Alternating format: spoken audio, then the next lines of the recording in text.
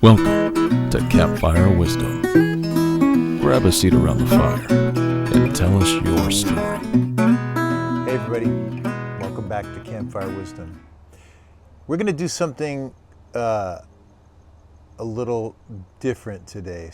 I just got back from this tremendous experience called Footsteps to Freedom. And what it is it's a group that's been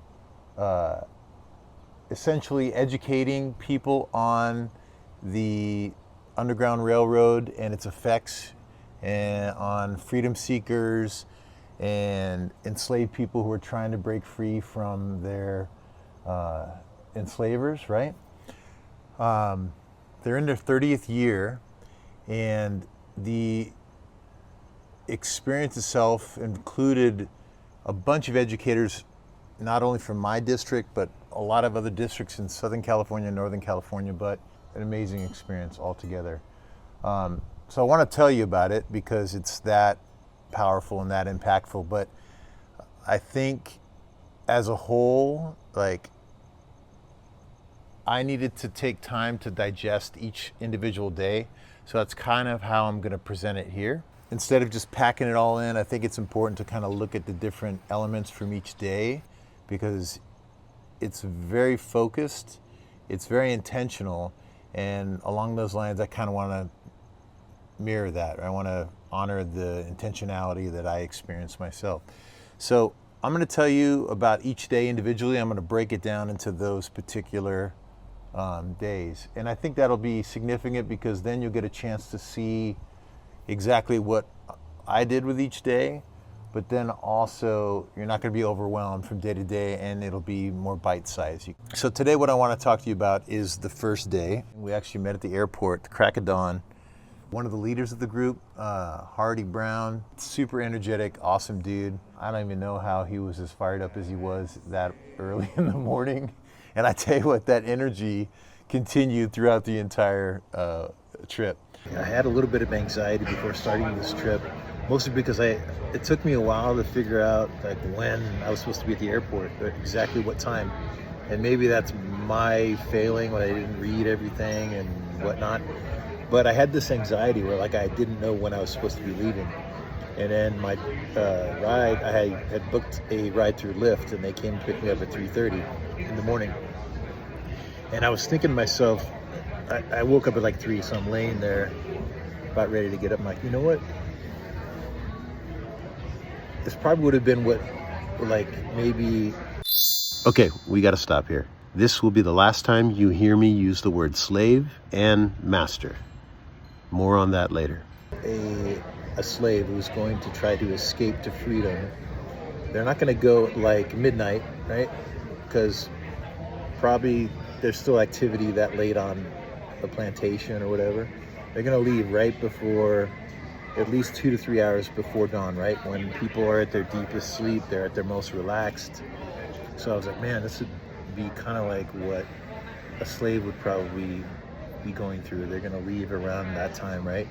And so, I don't know, in some ways, I think the world was preparing me for the experience. I don't know, sounds crazy, but that's how I'm summing it up. So I'm excited. I'm going to miss my family, but at the same time, it's I'm going on an adventure and I'm ready for it. Got to Cincinnati, and Cincinnati was cool, right? One thing that I will say about flying into Cincinnati is we're flying in and it's just green. There's green everywhere, and living in Southern California, which is basically a desert, it's super nice to have that contrast. And I was loving the green the entire week I was there. We got situated on a bus, and then they took us to our hotel. While we're driving, they're like, hey, took a look over here. This is downtown Cincinnati. So real cool experience. Kind of starting to get to know the people that I'll be spending a lot of time with in the seats next to me in the bus. And we get to the hotel, and I'm taking a little bit of time to get my food because I'm just kind of biding my time. I was waiting for the chicken strips to come out because I saw them, but they were getting taken. And so meanwhile, I had a salad. And then I went back, no chicken strips. And I was like, all right, I'll try again later. Tried to go back, no chicken strips. They did have fries, so they ended up having more fries, but unfortunately I missed out on the chicken strips. We sat down there and we had this like orientation.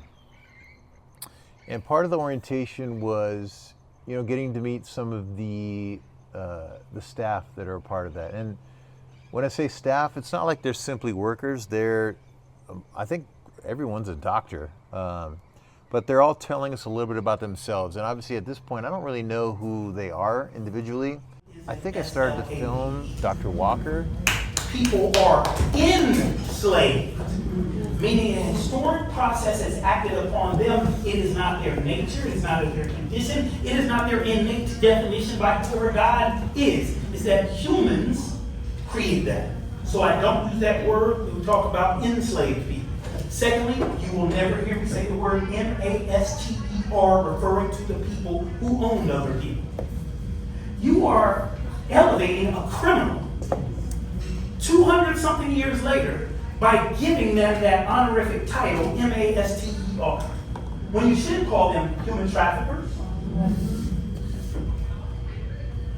people who break up families, individuals who exploit others' labor for their own gain. You guys get where I'm coming from? There are other words. We have a big vocabulary. But when we use that other word, we elevate the criminal. Because subconsciously that word still means what it means to you. And so you have to exercise words out of your vocabulary to actually get yourself free. Okay? All right, so that's just a piece on that. But after that, I realized I wanted to be in the moment. So I didn't record anymore. I wanted to just kind of experience what people had to say with me. And I'll tell you really quickly, I was impressed. It turns out one of the leaders of Footsteps to Freedom is an ancestor of both Frederick Douglass and Booker T. Washington. And that blew my mind. One of the unique things they did at the end of the dinner, after we got a chance to kind of meet everybody who was going to be involved, I was a bit overwhelmed, but overwhelmed in not like, oh my God, but like, wow, there's so much knowledge around me. I'm going to learn so much in this experience. I cannot wait. So they gave us this postcard, and they asked us to kind of write our goals with this experience. And what I wrote is, Greg, bring these stories to your classroom and give them life. Ponder and know the stories that you have yet to tell. So it became very apparent that I was surrounded by amazing storytellers, right? And as an educator, that's something that I think is super important, that I want to aspire to, because I think when you're a good storyteller, kids are engaged and they want to hear what you have to say, but at the same time, they're going to remember that knowledge and they're not going to forget it because it was compelling. So I did have a little message for my kids: Geese, Otto, Opal, XOXO, I love you, Pops, right? And I put it on my little nightstand by the bed. And they said, have this card ready when you load on the bus tomorrow, because you're going to give it to the driver and we're going to mail it to you so it's there when you get back from your trip. That night, something interesting happened. It's 5 a.m. and I absolutely had to get up right now because they gave us a postcard last night. We were supposed to write a letter to ourselves, and one of the things I wrote is, ponder and know the stories that you have yet to tell. And I realized one of the stories that I need to tell my students is about finding purpose, right? How it's never too late to find purpose, and how I myself, as a new teacher and 51-year-old dude, have found purpose and how that satisfies. But that's just the tip of the iceberg, right?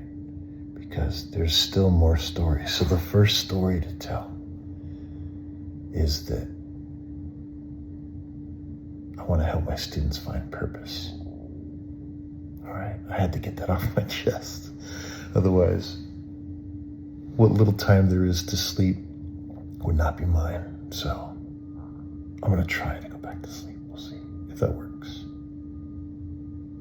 Until next time. So as you can imagine, I was like totally pumped, totally inspired, totally like something clicked. And I, as you could tell from my message there, I couldn't fall back asleep. I ended up going to the gym. But like I wrote on the postcard here, and here's the stamped one, right? P.S. Find your purpose, lesson 1. I think something that I want to make sure and hit home with my students in the years to come, because I've just finished my first year, is to do what I can to try to help them connect with that, right? What do they do, or what do they want to do that's going to fulfill them every day, day in and day out? So that kind of wraps up day one for Footsteps to Freedom.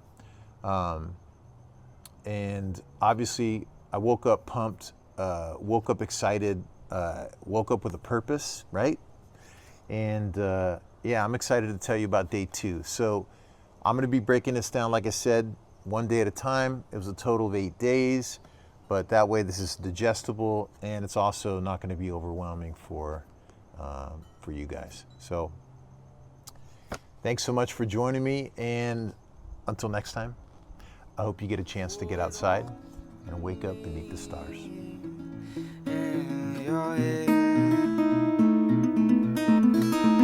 Oh, it's only